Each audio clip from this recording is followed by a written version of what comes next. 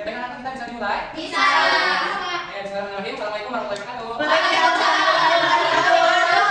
Kalian semangat ada pagi ini? Oh, semangat. Ya, Bapak ada yang ya. Oke, kalian bisa semua berdiri. Berdiri. Kita main games hari ini.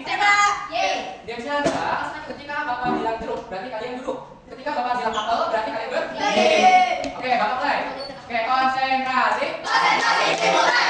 Bapak bilang apel. Oke, konsentrasi ya. Ya. Oke, Bapak bilang jeruk. Bapak bilang apel. Bapak bilang jeruk. Jeruk. Bapak bilang jeruk. Bapak bilang apel. Oke, tepuk tangan semuanya. Ya, alhamdulillah anak-anak semua di sini sudah bersemangat dan sudah konsentrasi. Oke, hari ini siapa Bapak yang mau tanya sebelumnya siapa sih? Coba jajan. Coba langsung aku biasa kalau saya berapa? 50 banyak banget ya. Oke. Oke, langsung kayak kira kalau misalnya ini bisa pakai apa ya? Ya, kayak biasanya kalau belajar atau di barat kita bisa memakai uang. Oke, hari ini kita akan membahas sejarah uang. Kira-kira yang apa sih sejarah uang itu ada apa saja? Oke, tadi Bapak jelaskan sebelumnya Bapak ingin menyampaikan tujuan pelajaran kita yang pertama adalah memahami sejarah uang.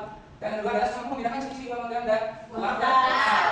Oke, sebelum ada uang masih ada masa sebelum ditemukannya uang. Ada yang tahu masa sebelum ditemukannya uang? Ya, masa sebelum ditemukannya uang adalah yang pertama adalah barter.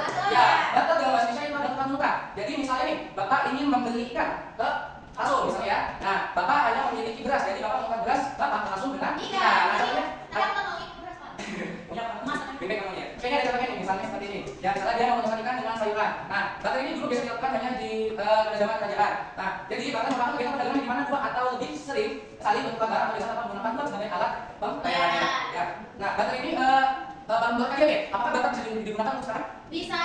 Ya, tapi hanya digunakan pada daerah tertentu saja karena untuk barter saat ini itu biasanya apa namanya tidak digunakan lagi karena masyarakatnya semakin berkembang dan menggunakan uang barter sebagai alat pembayaran.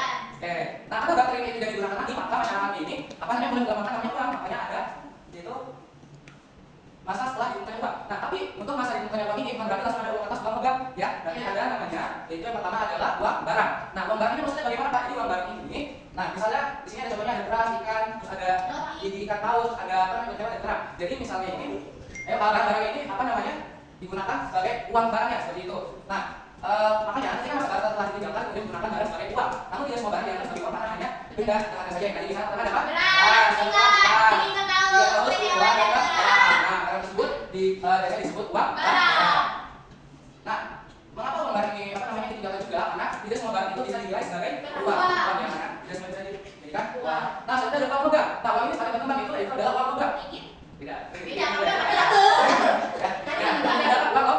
Uang ini biasanya terbuat dari apa? Dari emas, perak, dan tembaga. Karena perdagangan atau tukar menukar mulai berkembang, tidak hanya sebatas orang di daerahnya saja, tetapi di luar daerahnya juga masyarakat mulai mengembangkan atau membuat uang dari logam. Ya, ini adalah contohnya. Nah, uang logam ini biasanya berbentuk koin ataupun berbentuk semacam remeh atau remaja. Nah, mengapa uang logam ini tidak digunakan lagi untuk masa ini? Karena uang logam ini biasanya apa namanya mudah kelihatan karena terbuatnya dari emas, ya makanya tidak digunakan lagi. Oke, selanjutnya adalah, nah ini adalah uang masa saat ini ya. Itu ada dua. Yang pertama ada uang kartal dan uang kira. Nah, uang kartal ini biasa kita gunakan. Itu adalah uang kertas dan uang logam. Ya, Bapak ada contoh nih misalnya nih.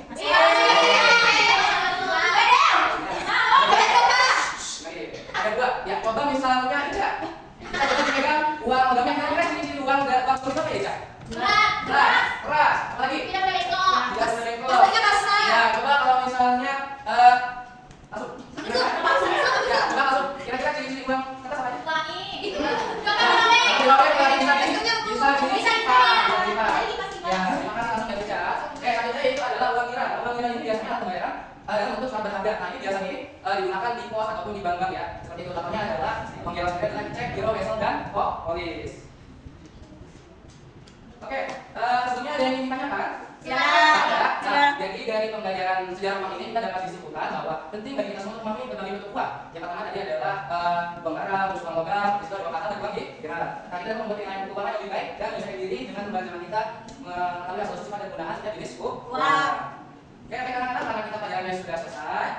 Jadi untuk materi minggu depan adalah tentang jenis